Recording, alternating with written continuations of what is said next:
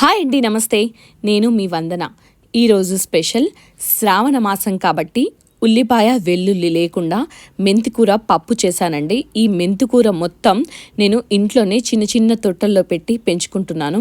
అది కంప్లీట్గా పెంచే విధానం మొత్తం నేను ఆల్రెడీ యూట్యూబ్లో పోస్ట్ చేశానండి. డిస్క్రిప్షన్లో లింక్ ఇస్తాను, వాచ్ చేయండి.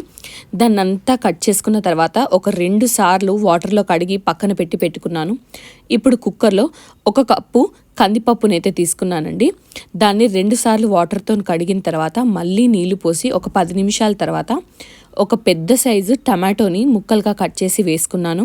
అలాగే దీంట్లోకి కొద్దిగా పసుపు, అలాగే కొద్దిగా కరివేపాకు అన్నీ వేసుకుని 3 విజిల్స్ తీసానండి. మెత్తగా ఉడికిపోవాలి. మంచిగా మెత్తగా అయితే పప్పు రుచి చాలా బాగుంటుంది.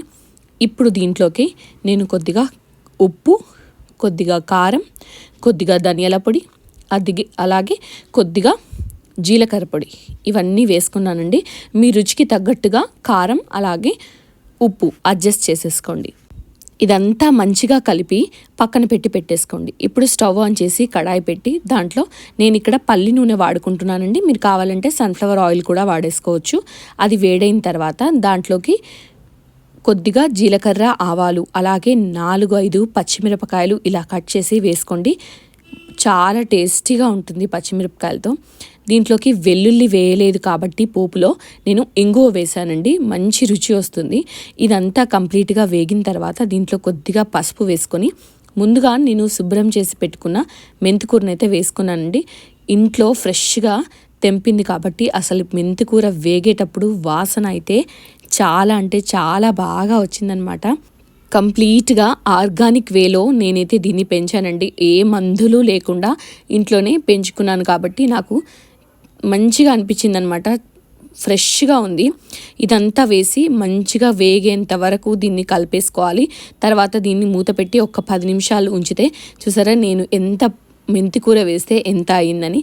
ఇప్పుడు దీంట్లోకి నేను ముందుగా కలిపి పెట్టుకున్న పప్పును మిశ్రమాన్ని కూడా వేసేసి కలిపేసుకోవాలండి.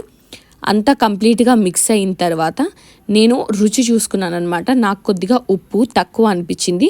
అందుకనే నేను మళ్ళీ దీంట్లోకి సరిపడంత, మన రుచికి సరిపడంత ఉప్పు అయితే వేసుకున్నాను. నేను నార్మల్గానే కొంచెం ఉప్పు తక్కువ తింటాను, అందుకని చెప్పి నాకు ఇంకా తక్కువ అనిపించింది నేను తినే టేస్ట్ కంటే. అందుకని మళ్ళీ యాడ్ చేసుకున్నాను. నార్మల్గా పప్పుల్లో కొద్దిగా ఉప్పు ఎక్కువైనా మనం తినలేకుండా ఉంటాయన్నమాట. అందుకని చూసి వేసేసుకోండి.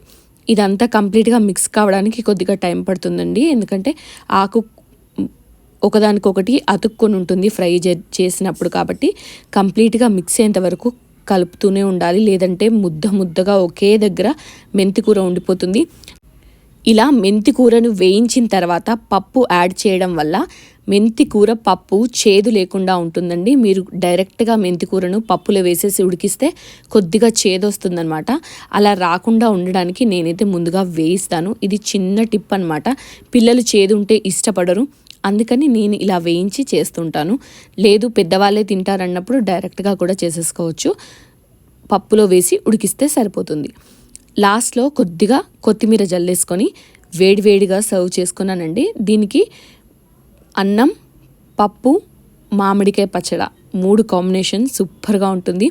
మీకు ఈ కాంబినేషన్ ఇష్టమైతే నాకైతే ఒక లైక్ చేయండి.